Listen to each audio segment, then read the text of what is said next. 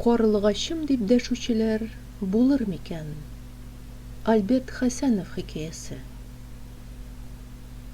Әүвәлрәк, ягъни без яшьрәк чакларда, ир-җегетләр сөйгәннәренә карлыгачым дип дәшәләр иде.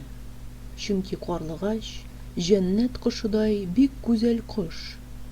Элегрәк җылларда һәр авыл тирәсендә салам түбәле 3-4 әвен, ындыр табаклары бар иде. Алар карлыгачларның иң җыраткан көн итү урыннары булды.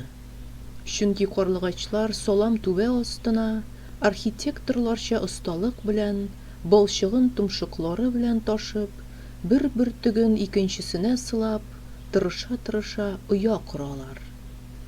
Аларның нинди зур осталык, тәвәккәллек белән оя ясауларын исем китеп, сокланып, ихтирам белән карап торганым әле дә хәтердә.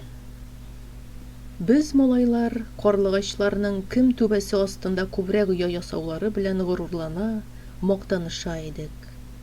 Ә халыкта карлыгачлар оя корган җирдә ут чыкмый дигән сынамыш йөри иде. Әниләр, абыстайлар исә, тормышта сез дә карлыгачлар кебек тырыш булыгыз уланнар дип, безгә аларның яшәү рәвешләрен үрнәк итеп куялар иде. Хәзер авыл җирендә түбәсен салам белән җапкан каралты куралар юк инде.